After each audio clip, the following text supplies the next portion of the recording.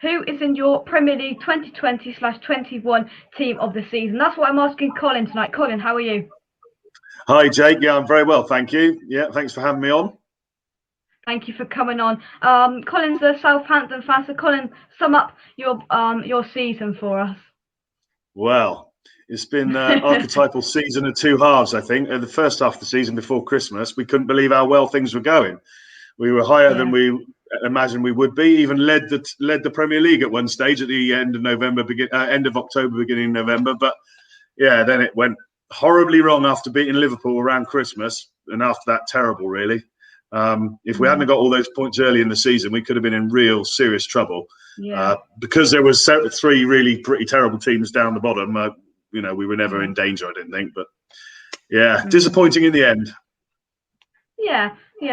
Very disappointing after the start you had. But before we go any further, I'd like to thank our sponsors for this series, the Blowing Bubbles magazine. You can check them out using the link in the description down below. You can get a £5 off a yearly subscription, which is 11 magazines, using the discount code there. There it is. Jake Cox at checkout. You can get yourself a £5 off. But without further ado, we will get into your side then, Colin. We'll start in goal. Who've you gone for?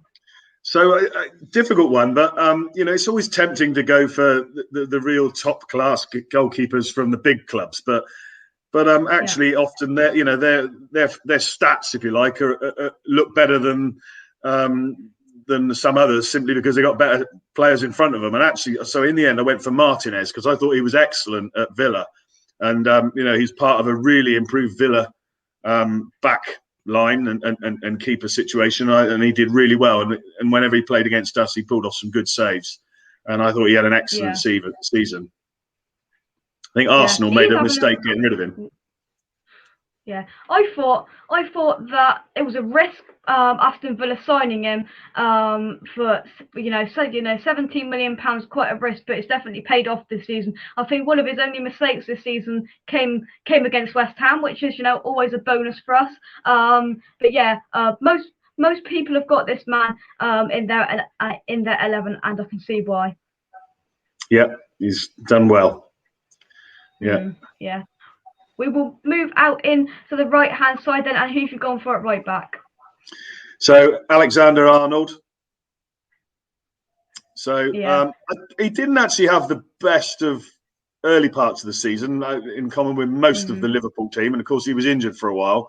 But he's still a really classy player, and I like the way he plays. I like the way Liverpool play generally, to be honest, but I think he came on strong at the end of the season, had a really good finish to the season, was a key part of Liverpool, their attempt to get into Europe at the end. And I like the way he plays, I like the way he attacks, I like what he adds, and he's a decent defender as well for in an era when defenders are often judged more on what they do going forward. He still is a good defender as well for me.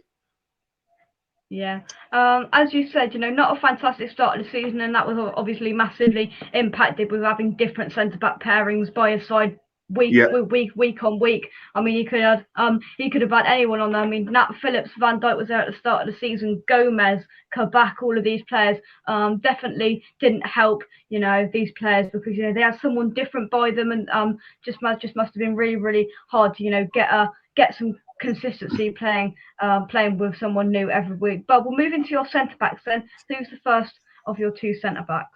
So I found the centre backs a little bit difficult, actually, and I don't think there's actually that many great centre halves in the Premier League at the moment, and hence why the really big clubs are always scrabbling around for anybody who looks commanding and excellent. But I went for Tyrone Mings at Villa. Because I think he's come on really well. I think he offers a threat in attack. He's one of was right up there in the stats, I know, for blocks and for headed clearances. He's a big, towering guy. And also I like his backstory in a way. He was a youngster at Southampton. They got rid of him. He was unlucky with injuries early in his career, had a very serious injury, went to Ipswich. He's been moved around, and it felt like he's really found himself at Villa. And I like the way he's bounced back, and he's been part of that again, that solid Villa backline. I think he's done well. Yeah, I agree. And I think his partner has as well, Esri Konsa by his side. Those two have had a really good partnership this season. I did actually toss up between which one to put in, but I went with Mings because, in a way, the little sentimental backstory, in a way, but the sort of comeback from adversity. But he's done well. But Konsa, the pair of them together have been very solid. And we will move on to your second centre back. Who have you gone for? Yeah, again, looking around, thinking, not really sure. Reuben Diaz, I went for in the end. I think he's done an excellent job at City. It's very difficult when you're looking at defenders at City in some ways, because they don't have so much to do as defenders at a lot of other clubs. They're not under the same amount of pressure, but there's a different thing demanded of them in terms of their ability to play than perhaps at some clubs. And I thought he's had an excellent season as well. But also I had him in my fantasy league team, and he scored a lot of points for me, so that was part of the reason. So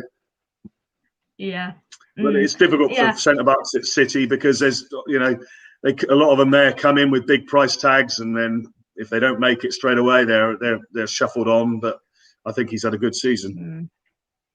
Yeah, kind of that fast. The last piece of, I wouldn't say woes they've had, because they've won the league 2 years ago, but they haven't been since Company left, they haven't been the same side. And I think Diaz and Stones. I think Stones has I think Diaz has really helped Stones as well in there to get a really solid partnership in there, and to consolidate That's a good point, Jake. He definitely has helped bring Stones on this season, I think. Yeah, dead right. Yeah. We'll move out and complete your back line then, out with your left back. Who have you gone for? Yeah, I've gone for Dallas at Leeds. And again, slightly biased because he's in my fantasy team. But he's had an excellent season and scored 8 goals as a fullback, which has been fantastic. Leeds are gung ho attacking, so everybody gets involved with attacking for sure. But he's had a really good season, especially as his first season in the Premier League, probably better going forward than defensively. But I think he does a good job defensively as well. So he's got the nod for me. I think that's the story for Leeds, really, isn't it? They're fantastic going forward, and sometimes their defending lets them down. But they're just such a likable team. They go out there and they go for it every game. Marcelo Bielsa, he doesn't care. He just goes out there attacking, and if they score 4 and concede 4, he won't mind. It's so refreshing to have them back in the Premier League. It's difficult to say that about Leeds. You're right, but you're right. They are. Dirty Leeds, as the old reputation used to be. I didn't used to like Leeds at all, and one of my best friends is a Leeds fan, so I like to sort of hate them. But it almost uncomfortable this season, appreciating how well they played. Oh yeah, definitely a very good side. But we'll move into your midfield then, and we'll start with your 2 central midfielders. But who's the first of them? So I go for Tielemans, Yuri Tielemans at Leicester. And he's had a really good season. I think he's been one of the players of the season, actually, across the whole pitch. And he's a really excellent player. He obviously shone at the cup final. Great goal to win that. But I think his all-round game is brilliant. He's a good tackler. He's a good passer. He gets box to box. That was a crack. I know he was a lot of money for a club like Leicester, nearly 40 million. But and that was a big gamble in many ways, but it's proven to have been an excellent investment because he's an outstanding player. He really is. Oh yeah, Somebody almost, if we didn't get Souček in, that I wish we'd have gone for, because absolutely fantastic player. And to top off a fantastic season, he got the winner in the FA Cup final as well, and it wasn't just great goal. Standard goal. It was a fantastic goal. Definitely a match-winning goal. That, and when we talk about Leicester, it's not really they're up there. They slipped again this season, but they haven't got Champions League players there, but they've got a good team spirit, and they're a really well-oiled machine, I think, and that's what makes them so successful. Yeah, and he's a real key part of it. He's an all-round player. There's no weakness to his game, I wouldn't say. Oh yeah, all round fantastic players to have in the middle of the park. But we'll move on to your second central midfielder then. Who have you gone for? So alongside, or probably slightly in front of Tielemans, I've gone with Fernandes at United. And again, it really pains me to bring a United player in.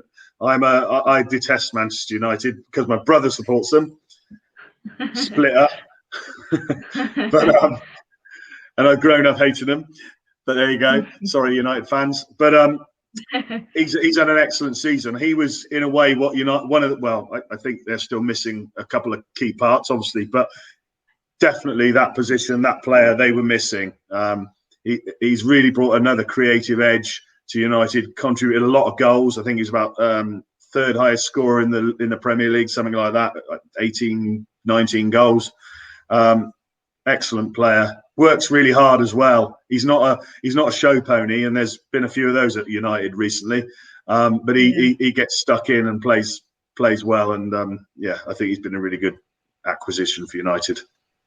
Yeah, him and Cavani, especially in the second half of the season, have had a really good bond, and that's why they've been really successful. Obviously, they couldn't beat Villarreal in the Europa League final, but that link-up play, they look dangerous when they go forward with these players.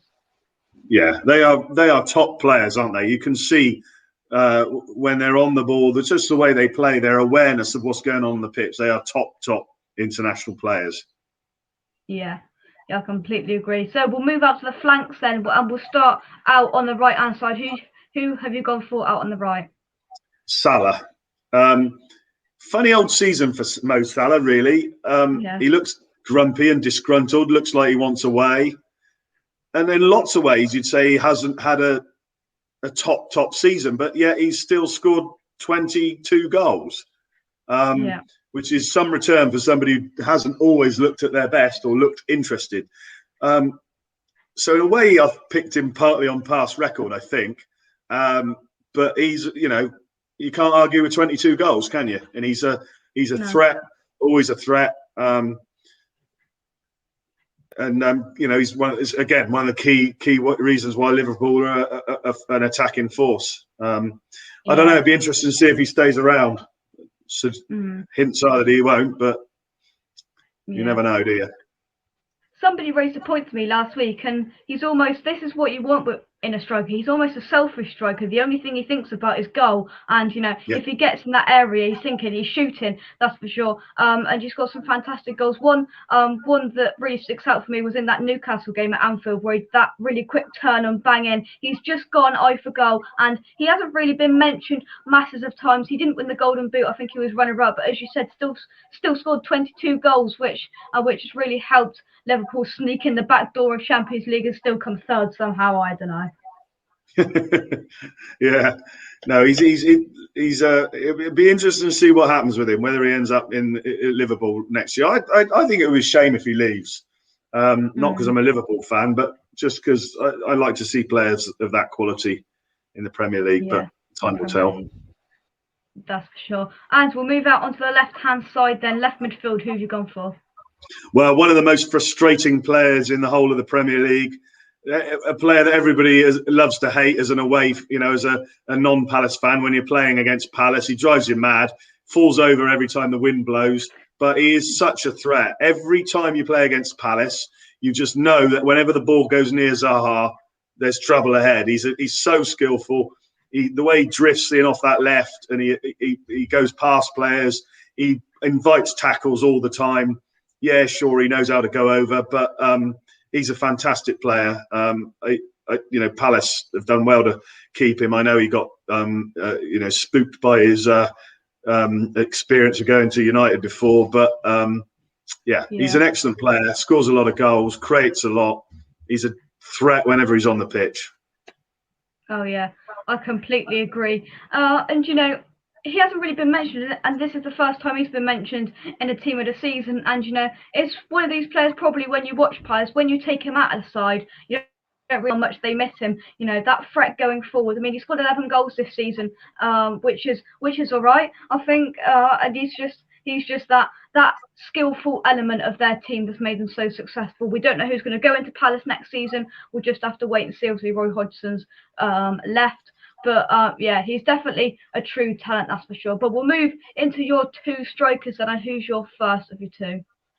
So Harry Kane, you can't look past Harry Kane for the centre forward.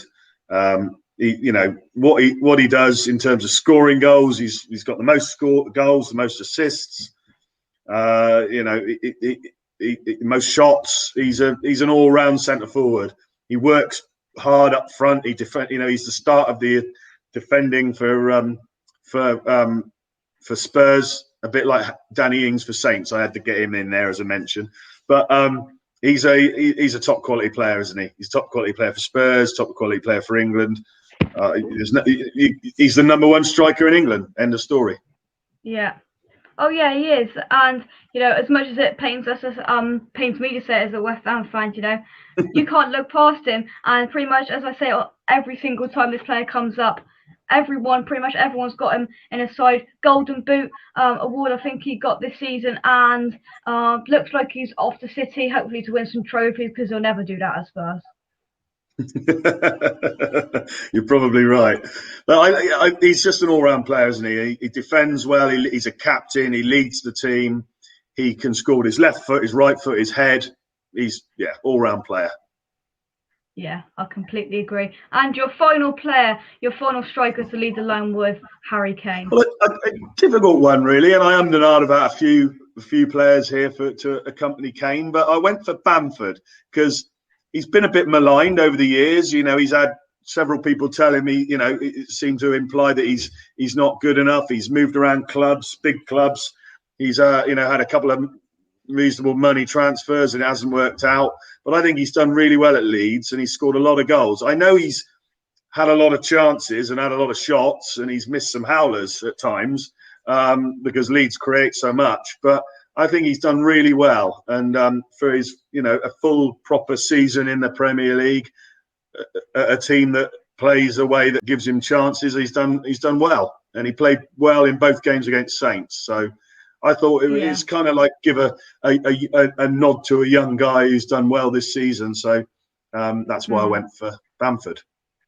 Yeah, he's going to have chances here, there, and everywhere, as you said, because of their fantastic attacking ability. I've just looked. He's played 38 appearances this season, 17 goals and 7 assists. That's racked up to Patrick Bamford, and I could see only a few people have put him in his side, but he should be in more people's side really, because that's racked up. 17 goals ain't bad. That's only 5 off the Golden Boot. And, this isn't a big six striker. This is, slightly going under the radar from some people. Very, very. And if you come in, I think, you come into your first full proper, I know he's played in the Premier League before a bit, but first proper full-on season in the Premier League, where he's the main striker at a club, a return of 17 goals is good. Very good. Yeah. You take that, you take a 17-goal striker year on year, any time. Oh yeah, yeah. And if you look at that, a 17-goal a season striker, you're talking a lot of money to get him out. And perhaps big clubs, if he continues next season and perhaps the season after, big clubs might start to look at him, and think this lad could we get him out of Leeds. I mean, I think the Leeds will go on next season, and I think they'll have a real chance of trying to push for that. What's it called, Conference League, or even try and get into the Europa League, because they've got the ability. If they can get in, one more really decent defender, I think they're in with a fantastic chance. And I think some people will really, really back them in that, even if they're not Leeds fans, because they're a good team. Yeah, they are, and it's a big club, isn't it? And it's got potential to strengthen and stay in the Premier League in a way that some of the ones who come up perhaps don't have. Yeah, I agree. Right then, talking of Leeds, let's go on to your manager. Who is your manager of the season? Who's going to lead this side? Yeah, so I went with Bielsa. Okay, we could always pick the likes of Pep and what have you, and okay, he's won the championship and he's a great manager, no doubt. But all the big name managers, I steered clear of them really, because they've all got massively expensive squads to play with and same old faces, if you like. So I went with Bielsa because I just love the way that, despite the fact I'm not a lover of Leeds as a club, I love the way they played this year. I think it's been a breath of fresh air to the Premier League. They've attacked. They're organised. His players are committed. He doesn't like them diving, which is a good thing. And I just like the way he manages them and the way he has set his team up to really attack and, you know, aim to win 4-3 or 5-4. That's fine. That's great to watch, especially as a non-Leeds fan. They're the team I've most enjoyed watching, apart from Saints. Although I wouldn't say I enjoyed watching Saints some of the time.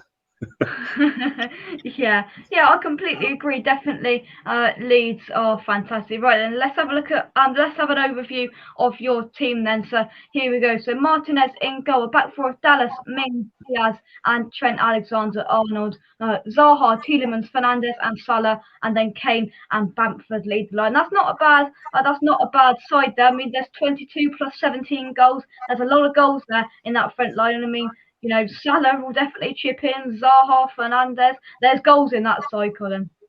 Yeah, and it may not be the most rock solid defensive side for sure, but part of the reason for the people I chose is I tried not to choose the obvious in every position. Like some of them are fairly obvious, like Kane, for example. But I tried to look outside the box a little bit with some of them, hence some of the Leeds players and the likes of Mings and Tielemans. So. Yeah, I like it. Fantastic tip. Hello. Oh, hello. Oh dear. He's I'm back. here. Don't worry, I'm here. just as we're going to end it. Anyway, thank you very much for watching, Colin. Thank you very much for coming on.